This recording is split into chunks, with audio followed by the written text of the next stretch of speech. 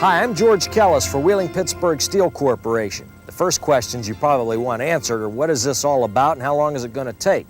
Well, this is a short video presentation. It'll only last a few minutes, and it is designed to keep the lines of communication open between the company and the employees to keep you better informed about what is going on in our company.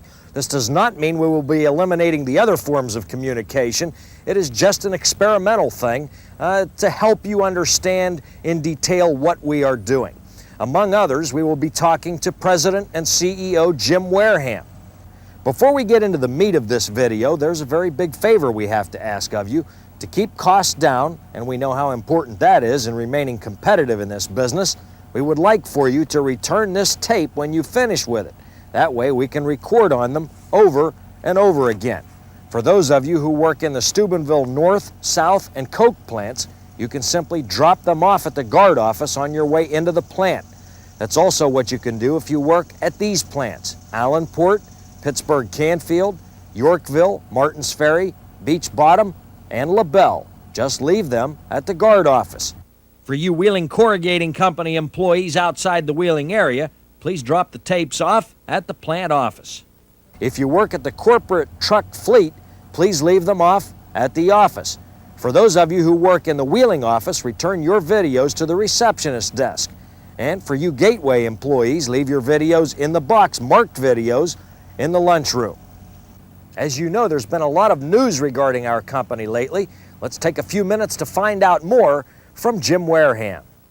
Jim, we're hearing a lot about the new tin mill to be constructed in Belmont County. First, tell us, why do we need a new tin mill? Well, George, our tin facilities at Yorkville are over 50 years old, and they're tired. I'm over 50 years old, and sometimes I'm tired. These lines were built in the 1940s, and today they're just adequate to be able to satisfy the marketplace. I believe that we want to stay in the tin business. It's been a good business for this company for many, many years. A lot of the facilities that we have elsewhere in the company, for instance, the tandem mill at Yorkville, are well equipped to supply the tin business. We want to stay there, and we think this is the way to do it. Tell us a little about our partners in this joint venture. We're hooking up with the South Koreans and also the Japanese. That's right. We have two partners. One large partner, Dongyang Tin Plate Company of South Korea. They're a quality tin producer in South Korea, and they're the second largest tin producer in South Korea. They do only tin plating. They do not make the steel itself. And they also are an equipment supplier. Most recently, they have supplied a tin line in Thailand. They're a reasonably large company, and they bring capital to the project, as well as some technology. Nitetsu Soji is a Japanese trading company.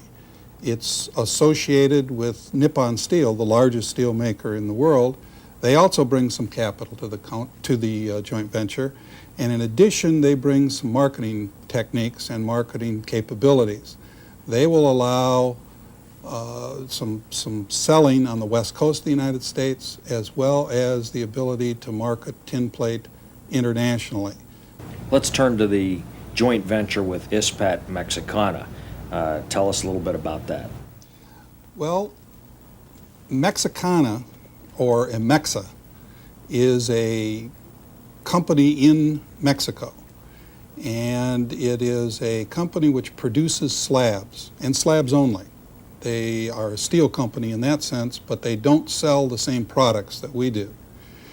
We have a unique circumstance in our company where the 80-inch hot strip mill can produce far more steel than our continuous caster can produce. And hence we have open time on the 80-inch hot strip mill. Emexa produces slabs and has an excess capacity for producing slabs. The marriage of those two things is important. It's an ability to put together excess slabs with excess hot strip mill time and be able, by that marriage, to produce hot bands. This type of joint venture, we believe, is the best use of facilities. Even though we don't own them all, it's the best use of two facilities. It will create some jobs in the 80-inch hot strip mill, and it'll allow us to have extra capacity, more capacity than we have today, and satisfy more customers. Jim, it didn't seem as if the news media got as excited about the project with the Mexican company as they did with the project with the Far Easterners. Is there any rational explanation for that? Is there any rational explanation for what excites the news media, George? I'm not sure that I can answer that. I guess in this case, however, the bottom line answer is there's no bricks or mortar with this job. There's no new facility. There's no new tax base. There's no construction jobs going on. But there are jobs, and there is business associated with this. We seem to have a tendency to get more excited when we build something than when we arrange something. In this case, I think the MEXA joint venture is equally important as the tin line joint venture to the company. A lot of people are wondering why you would need international partners in these endeavors. Why not go it alone? In the early 1980s, this company made a strong commitment to large capital investments and, quite frankly, overextended itself. We went too far in debt, and the result was a 1985 Chapter 11 bankruptcy. We've pretty well put that behind us now. We've come out of those doldrums, but it's extremely important that we do not drive ourselves into a debt position that would make us vulnerable to another bankruptcy in the future. And hence, we have to guard against risking our capital. The ability to find these marriages, to find these answers, is important. And the bottom line reason is don't risk too much capital, don't go too far in debt. Is this going to be a trend that we're going to start seeing in industries such as the steel industry where you find international partners for ventures like this? George, partnering is a concept that has been used over a long period of time. I guess in American business, Sears and Roebuck, for example, is a partnership. The steel industry is probably going to keep shrinking. It's smaller today than it was 10 years ago. It's going to be smaller 10 years from now. And our job as managers in this steel industry is to find the best way to utilize the equipment that's there. Sometimes we don't own that equipment. Sometimes we have to find a partner that has something that we want, and it's even better if we have something that they want, and we're able to put that together. The answer is yes. I think that throughout the 90s and beyond, joint ventures between competitors will be constantly created, more and more and more. Our best example of that is the Wheeling-Nishin joint venture up the river in Follinsby. We have a very strong relationship with Nishin Steel and a very successful joint venture there. How do you ease the concerns of a lot of your employees? Each of the things that we do in this vein is intended to help the company and the strength of the company. We're not exporting jobs in any way by doing this. We're importing capital. We're importing technology to some degree. We're importing opportunities. And the jobs that we're creating are mostly here. But most importantly, it strengthens the company. It makes us a stronger, more viable financial entity for the future to be able to withstand those downtimes that will eventually come in the steel industry. We're fortunate in 1994 to be in a steel boom, one of the, I think, great up periods in the last 15 or 20 years. Can we expect to see this continue? We're pretty confident for the balance of 1994. And many people are forecasting that this good business condition will continue through into 1995. It's difficult for us as a company to see further than 3 to 6 months in terms of order backlog or pricing. The one thing we do know is that steel will cycle. The steel business is a cyclical business. Right now, you're right, we're on an upcycle. Although the upcycle is not quite as high as the last one in 1989, and that one wasn't quite as high as the one before it in 1984. It is an upcycle. We think that this will last clearly this year, maybe next year, but our job is to be prepared for when that falls. Jim, is there anything else that you would like to tell our employees? Well, yes, George, I'd like to try to paint a picture, if I could, of a company that's doing pretty well right now and that has a danger of becoming complacent.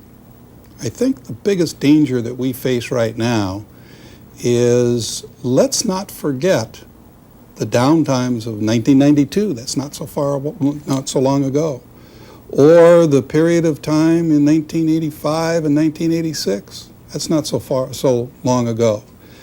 And if we remember those, we will be better prepared for the next time that things cycle down. Complacency in a company of our nature can do nothing but hurt us in the future.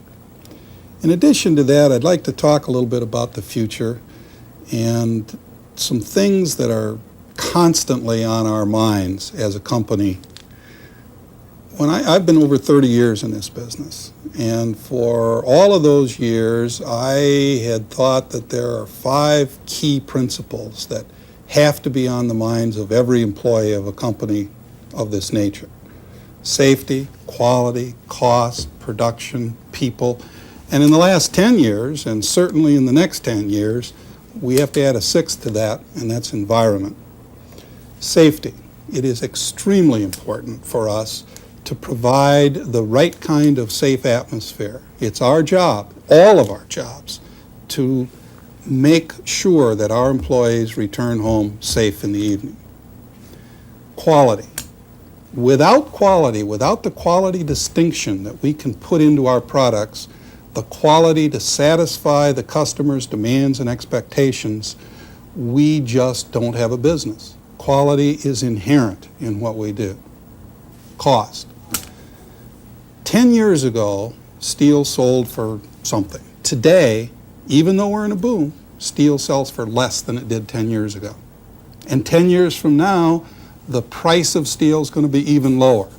It's inherent in our business to continuously improve costs, to continuously improve, period. Whether we do that by capital investment, whether we do that by more efficiencies, we have to continue to improve. Production. The efficient use of our equipment and our people is an ongoing goal and inherent in that cost reduction. People. We employ over 5,000 people in this company. It's a lot of people. And the providing a quality of work life for those people has got to be high on our priority list. Environment. Environment, we have a moral and a legal responsibility to take care of the environment in which we live. That means the rivers, that means the air, that means the ground. And it's not just a management responsibility, it's a company responsibility. Every employee in this company is responsible for that environment. So if you think about that, safety, quality, cost, production, people, environment, that pretty well covers what we do both in the past and the present and the future. Well, that's it for now. We hope the past several minutes have helped you better understand the activities about our company and also in the steel industry. Please remember to leave the videotapes at the locations that we have designated. This is George Kellis for Wheeling Pittsburgh Steel Corporation. Until next time, take care.